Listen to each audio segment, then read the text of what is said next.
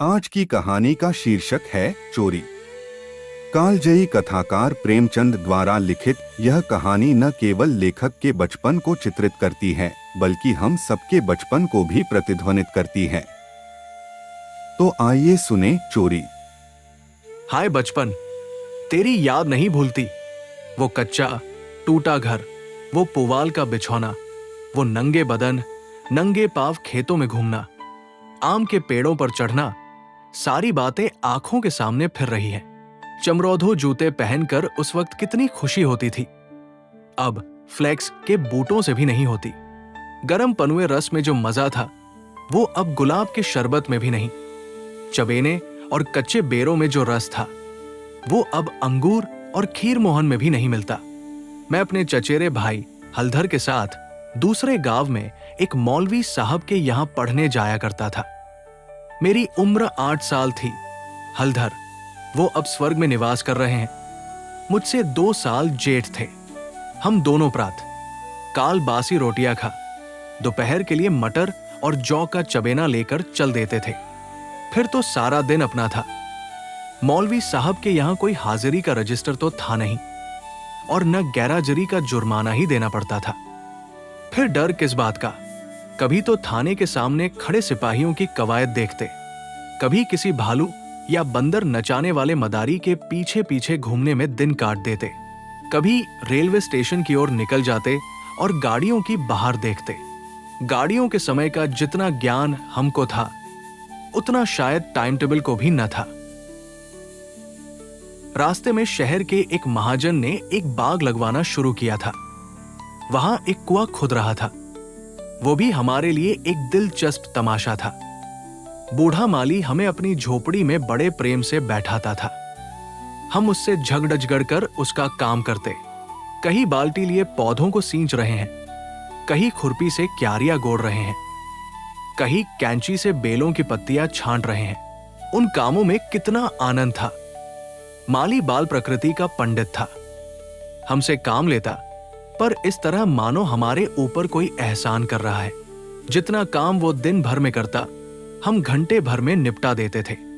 अब वो माली नहीं है, लेकिन बाग हरा भरा है। उसके पास से होकर गुजरता हूं तो जी चाहता है उन पेड़ों के गले मिलकर रो और कहूं, प्यारे, तुम मुझे भूल गए, लेकिन मैं तुम्हें नहीं भूला। मेरे हृदय में तुम्हारी याद अभी तक हरी है, उतनी ही हरी जितने तुम्हारे पत्तों। स्वार्थ प्रेम के तुम जीते जागते स्वरूप हो। कभी कभी हम हफ्तों गैरहाजिर रहते, पर मौलवी साहब से ऐसा बहाना कर देते कि उनकी बढ़ी हुई त्योरियां उतर जाती। उतनी कल्पना शक्ति आज होती तो ऐसा उपन्यास लिख मारता कि लोग चकित रह जाते। अब तो ये हाल है कि बहुत सिर खपाने के बाद कोई कहानी सूझती है। खैर, हमारे मौलवी साहब दर्जी थे। मौलवीगिरी केवल शौक से करते थे। हम दोनों भाई अपने गांव के कुर्मी कुम्हारों से उनकी खूब बड़ाई करते थे। यूं कहिए कि हम मौलवी साहब के सफरी एजेंट थे। हमारे उद्योग से जब मौलवी साहब को कुछ काम मिल जाता, तो हम फूले न समाते। जिस दिन कोई अच्छा बहाना न सूझता, मौलवी साहब के लिए कोई न कोई सौगात ले जाते। कभी सेरा धासिर फलिया तोड़ ली, तो कभी 10-5 ऊख, कभी जौ या गेहूं की हरी हरी बालें ले ली। उन सौगातों को देखते ही मौलवी साहब का क्रोध शांत हो जाता। जब इन चीजों की फसल न होती, तो हम सजा से बचने का कोई और ही उपाय सोचते। मौलवी साहब को चिड़ियों का शौक था। मकतब में श्याम, बुलबुल, दहियल और चंडुलों के पिंजरे लटकते रहते थे। हमें सबक याद हो या न हो, पर चिड़ियों को याद हो जाते थे। हमारे साथ ही वे पढ़ा करती थी। इन चिड़ियों के लिए बेसन पीसने में हम लोग खूब उत्साह दिखाते थे। मौलवी साहब सब लड़कों को पतंगे पकड़ लाने की ताकीद करते रहते थे। इन चिड़ियों को पतंगों से विशेष रुचि थी। कभी कभी हमारी बला पतंगों ही के सिर चली जाती थी। उनका बलिदान करके हम मौलवी साहब के रौद्र रूप को प्रसन्न कर लिया करते थे। एक दिन सवेरे हम दोनों भाई तालाब में मुंह धोने गए। हलधर ने कोई सफेद सी चीज मुट्ठी में लेकर दिखाई। मैंने लपक कर मुट्ठी खोली तो उसमें 1 रुपया था। विस्मित होकर पूछा, रुपया तुम्हें कहां मिला? हलधर अम्मा ने ताक पर रखा था। चारपाई खड़ी करके निकाल लाया। घर में कोई संदूक या अलमारी तो थी नहीं। रुपए पैसे एक ऊंचे ताक पर रख दिए जाते थे। एक दिन पहले चचा जी ने सन बेचा था। उसी के रुपए जमींदार को देने के लिए रखे हुए थे। हलधर को न जाने क्यों कर पता लग गया। जब घर के सब लोग काम धंधों में लग गए तो अपनी चारपाई खड़ी की और उस पर चढ़कर 1 रुपया निकाल लिया। उस वक्त तक हमने कभी रुपया छुआ तक न था। वो रुपया देखकर आनंद और भय की जो तरंगे दिल में उठी थी वे अभी तक याद है। हमारे लिए रुपया एक अलभ्य वस्तु थी। मौलवी साहब को हमारे यहां से सिर्फ 12 आने मिला करते थे। महीने के अंत में चचा जी खुद जाकर पैसे दे आते थे। भला कौन हमारे गर्व का अनुमान कर सकता है, लेकिन मार का भय आनंद में विघ्न डाल रहा था। रुपए अनगिनती तो थे नहीं। चोरी खुल जाना मानी हुई बात थी। चचा जी के क्रोध का भी मुझे तो नहीं, हलधर को प्रत्यक्ष अनुभव हो चुका था। ये उनसे ज्यादा सीधा सादा आदमी दुनिया में न था। चचा ने उनकी रक्षा का भार सिर पर न रख लिया होता तो कोई बनिया उन्हें बाजार में बेच सकता था, पर जब क्रोध आ जाता तो फिर उन्हें कुछ न सूझता। और तो और चची भी उनके क्रोध का सामना करते डरती थी। हम दोनों ने कई मिनट तक इन्हीं बातों पर विचार किया और आखिर यही निश्चय हुआ कि आई हुई लक्ष्मी को न जाने देना चाहिए। एक तो हमारे ऊपर संदेह होगा ही नहीं, अगर हुआ भी तो हम साफ इनकार कर जाएंगे। कहेंगे हम रुपया लेकर क्या करते। थोड़ा सोच विचार करते तो ये निश्चय पलट जाता और वो वीभत्स लीला न होती जो आगे चलकर हुई। पर उस समय हमें शांति से विचार करने की क्षमता ही न थी। मुंह हाथ धोकर हम दोनों घर आए और डरते डरते अंदर कदम रखा। अगर कहीं इस वक्त तलाशी की नौबत आई तो फिर भगवान ही मालिक है। लेकिन सब लोग अपना अपना काम कर रहे थे। कोई हमसे न बोला। हमने नाश्ता भी न किया, चबेना भी न लिया। किताब बगल में दबाई और मदरसे का रास्ता लिया। बरसात के दिन थे। आकाश पर बादल छाए हुए थे। हम दोनों खुश खुश मकतब चले जा रहे थे। आज काउंसिल की मिनिस्ट्री पाकर भी शायद उतना आनंद न होता। हजारों मंसूबे बांधते थे, हजारों हवाई किले बनाते थे। ये अवसर बड़े भाग्य से मिला था। जीवन में फिर शायद ही वो अवसर मिले। इसलिए रुपए को इस तरह खर्च करना चाहते थे कि ज्यादा से ज्यादा दिनों तक चल सके। यद्यपि उन दिनों 5 आने सेर बहुत अच्छी मिठाई मिलती थी और शायद आधा सेर मिठाई में हम दोनों अफर जाते, लेकिन ये ख्याल हुआ कि मिठाई खाएंगे तो रुपया आज ही गायब हो जाएगा। कोई सस्ती चीज खानी चाहिए जिसमें मजा भी आए, पेट भी भरे और पैसे भी कम खर्च हों। आखिर अमरूदों पर हमारी नजर गई। हम दोनों राजी हो गए। 2 पैसे के अमरूद लिए। सस्ता समय था। बड़े बड़े 12 अमरूद मिले। हम दोनों के कुर्तों के दामन भर गए। जब हलधर ने खटकिन के हाथ में रुपया रखा तो उसने संदेह से देखकर पूछा, रुपया कहाँ पाया? लाला, चुरा तो नहीं लाए? जवाब हमारे पास तैयार था। ज्यादा नहीं तो 2-3 किताबें पढ़ ही चुके थे। विद्या का कुछ कुछ असर हो चला था। मैंने झट से कहा, मौलवी साहब की फीस देनी है। घर में पैसे न थे तो चचा जी ने रुपया दे दिया। इस जवाब ने खटकिन का संदेह दूर कर दिया। हम दोनों ने एक पुलिया पर बैठकर खूब अमरूद खाए, मगर अब 15.5 आने पैसे कहाँ ले जाए। 1 रुपया छिपा लेना तो इतना मुश्किल काम न था। पैसों का ढेर कहाँ छिपता। न कमर में इतनी जगह थी और न जेब में इतनी गुंजाइश। उन्हें अपने पास रखना चोरी का ढिंढोरा पीटना था। बहुत सोचने के बाद ये निश्चय किया कि 12 आने तो मौलवी साहब को दे दिए जाए, शेष 3.5 आने की मिठाई उड़े। ये फैसला करके हम लोग मकतब पहुंचे। आज कई दिन के बाद गए थे। मौलवी साहब ने बिगड़कर पूछा, इतने दिन कहाँ रहे? मैंने कहा, मौलवी साहब, घर में गमी हो गई। ये कहते कहते 12 आने उनके सामने रख दिए। फिर क्या पूछना था? पैसे देखते ही मौलवी साहब की बाछें खिल गई। महीना खत्म होने में अभी कई दिन बाकी थे। साधारणत महीना चढ़ जाने और बार बार तकाजे करने पर कहीं पैसे मिलते थे। अब की इतनी जल्दी पैसे पाकर उनका खुश होना कोई अस्वाभाविक बात न थी। हमने अन्य लड़कों की ओर सगर्व नेत्रों से देखा, मानो कह रहे हो, एक तुम हो कि मांगने पर भी पैसे नहीं देते, एक हम हैं कि पेशगी देते हैं। हम अभी सबक पढ़ ही रहे थे कि मालूम हुआ आज तालाब का मेला है, दोपहर में छुट्टी हो जाएगी, मौलवी साहब मेले में बुलबुल लड़ाने जाएंगे। ये खबर सुनते ही हमारी खुशी का ठिकाना न रहा। 12 आने तो बैंक में जमा ही कर चुके थे, 3.5 आने में मेला देखने की ठहरी। खूब बाहर रहेगी, मजे से रेवड़ियां खाएंगे, गोलगप्पे उड़ाएंगे, झूले पर चढ़ेंगे और शाम को घर पहुंचेंगे। लेकिन मौलवी साहब ने एक कड़ी शर्त ये लगा दी थी कि सब लड़के छुट्टी के पहले अपना अपना सबक सुना दे। जो सबक न सुना सकेगा उसे छुट्टी न मिलेगी। नतीजा ये हुआ कि मुझे तो छुट्टी मिल गई, पर हलधर कैद कर लिए गए और कई लड़कों ने भी सबक सुना दिए थे। वे सभी मेला देखने चल पड़े, मैं भी उनके साथ हो लिया। पैसे मेरे ही पास थे, इसलिए मैंने हलधर को साथ लेने का इंतजार न किया। तय हो गया था कि वो छुट्टी पाते ही मेले में आ जाए और दोनों साथ साथ मेला देखें। मैंने वचन दिया था कि जब तक वो न आएंगे एक पैसा भी खर्च न करूंगा। लेकिन क्या मालूम था कि दुर्भाग्य कुछ और ही लीला रच रहा है। मुझे मेला पहुंचे 1 घंटे से ज्यादा गुजर गया, पर हलधर का कहीं पता नहीं। क्या अभी तक मौलवी साहब ने छुट्टी नहीं दी या रास्ता भूल गए? आंखें फाड़ फाड़ कर सड़क की ओर देखता था। अकेले मेला देखने में जी भी न लगता था। यह संशय भी हो रहा था कि कहीं चोरी खुल तो नहीं गई और चाचा जी हलधर को पकड़कर घर तो नहीं ले गए। आखिर जब शाम हो गई तो मैंने कुछ रेवड़ियां खाई और हलधर के हिस्से के पैसे जेब में रखकर धीरे धीरे घर चला। रास्ते में ख्याल आया, मकतब होता चलूं, शायद हलधर अभी वही हो। मगर वहां सन्नाटा था। हां, एक लड़का खेलता हुआ मिला। उसने मुझे देखते ही जोर से कहकहा मारा और बोला, बचा, घर जाओ। तो कैसी मार पड़ती है, तुम्हारे चचा आए थे, हलधर को मारते मारते ले गए हैं।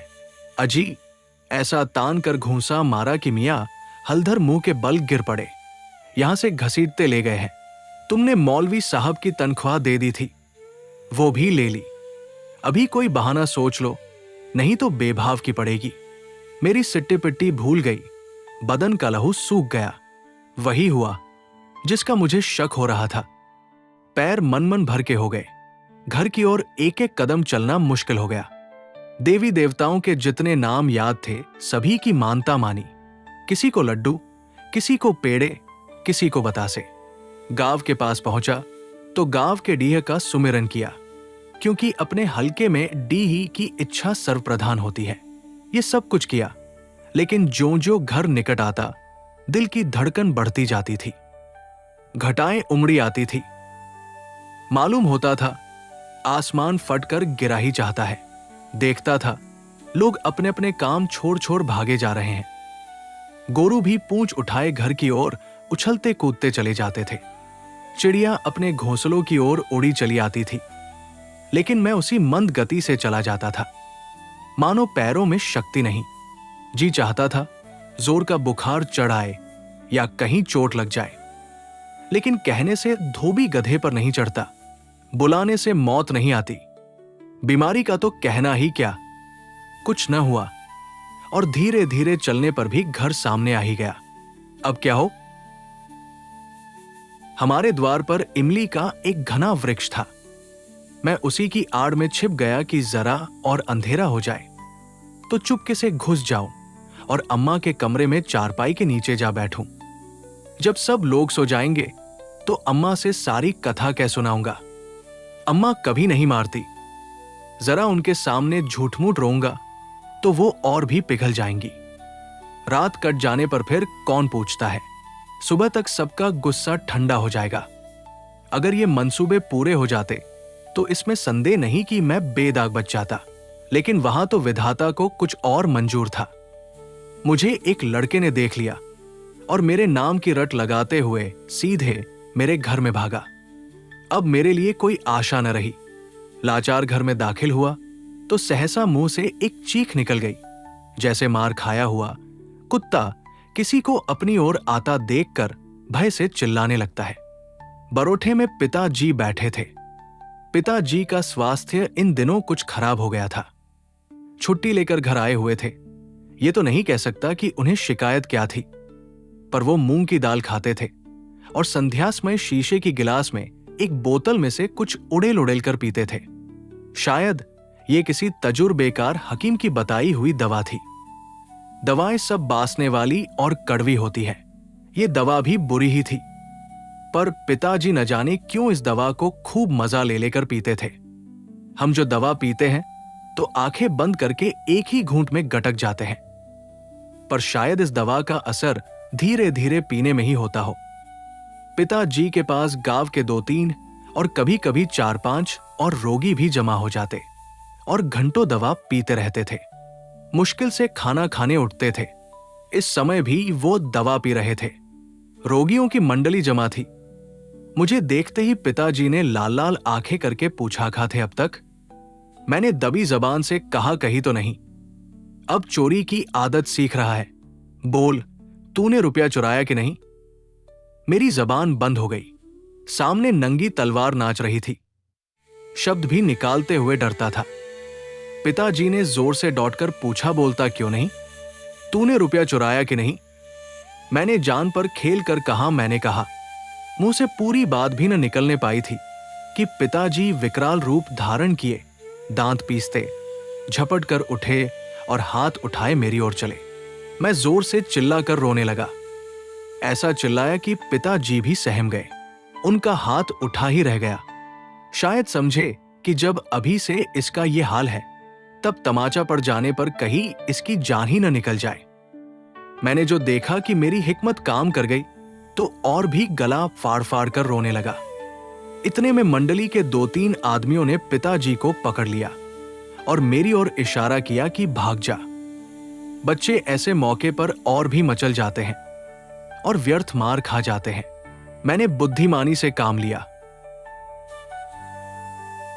लेकिन अंदर का दृश्य इससे कहीं भयंकर था। मेरा तो खून सर्द हो गया। हलधर के दोनों हाथ एक खंभे से बंधे थे। सारी देह धूल धूसरित हो रही थी और वो अभी तक सिसक रहे थे। शायद वो आंगन भर में लोटे थे। ऐसा मालूम हुआ कि सारा आंगन उनके आंसुओं से भर गया है। चची हलधर को डांट रही थी और अम्मा बैठी मसाला पीस रही थी। सबसे पहले मुझ पर चची की निगाह पड़ी। बोली, लो, वो भी आ गया। क्यों रे, रुपया तूने चुराया था कि इसने? मैंने निश्शंक होकर कहा, हलधर ने। अम्मा बोली, अगर उसी ने चुराया था तो तूने घर आकर किसी से कहा क्यों नहीं? अब झूठ बोले बगैर बचना मुश्किल था। मैं तो समझता हूं कि जब आदमी को जान का खतरा हो तो झूठ बोलना क्षम्य है। हलधर मार खाने के आदी थे। 2-4 घूंसे और पढ़ने से उनका कुछ न बिगड़ सकता था। मैंने मार कभी न खाई थी। मेरा तो 2-4 घूंसों में काम तमाम हो जाता। फिर हलधर ने भी तो अपने को बचाने के लिए मुझे फंसाने की चेष्टा की थी। नहीं तो चची मुझसे ये क्यों पूछती, रुपया तूने चुराया या हलधर ने? किसी भी सिद्धांत से मेरा झूठ बोलना इस समय स्तुत्य नहीं तो क्षम्य जरूर था। मैंने छूटते ही कहा, हलधर कहते थे किसी से बताया तो मार ही डालूंगा। अम्मा, देखा, वही बात निकली ना। मैं तो कहती थी कि बच्चा की ऐसी आदत नहीं। पैसा तो वो हाथ से छूता ही नहीं, लेकिन सब लोग मुझी को उल्लू बनाने लगे। हलधर, मैंने तुमसे कब कहा था कि बताओगे तो मारूंगा? मैं वहीं तालाब के किनारे तो। हलधर, अम्मा, बिल्कुल झूठ है। चची, झूठ नहीं, सच है। झूठा तो तू है और तो सारा संसार सच्चा है। तेरा नाम निकल गया है ना। तेरा बाप नौकरी करता, बाहर से रुपए कमा लाता। 4 जने उसे भला आदमी कहते तो तू भी सच्चा होता। अब तो तू ही झूठा है। जिसके भाग में मिठाई लिखी थी उसने मिठाई खाई। तेरे भाग में तो लात खाना ही लिखा था। ये कहते हुए चची ने हलधर को खोल दिया और हाथ पकड़कर भीतर ले गई। मेरे विषय में स्नेहपूर्ण आलोचना करके अम्मा ने पांसा पलट दिया था। नहीं तो अभी बेचारे पर न जाने कितनी मार पड़ती। मैंने अम्मा के पास बैठकर अपनी निर्दोषता का राग खूब अलापा। मेरी सरल हृदया माता मुझे सत्य का अवतार समझती थी। उन्हें पूरा विश्वास हो गया कि सारा अपराध हलधर का है। एक क्षण बाद मैं गुड़ चबेना लिए कोठरी से बाहर निकला। हलधर भी उसी वक्त चिवड़ा खाते हुए बाहर निकले। हम दोनों साथ साथ बाहर आए और अपनी अपनी बीती सुनाने लगे। मेरी कथा सुखमय थी, हलधर की दुखमय, पर अंत दोनों का एक था, गुड़ और चबेना। यदि आपको ये कहानी अच्छी लगी हो तो आप मुझे लाइक और सब्सक्राइब करें ऐसी अन्य कहानियों को सुनने के लिए। धन्यवाद।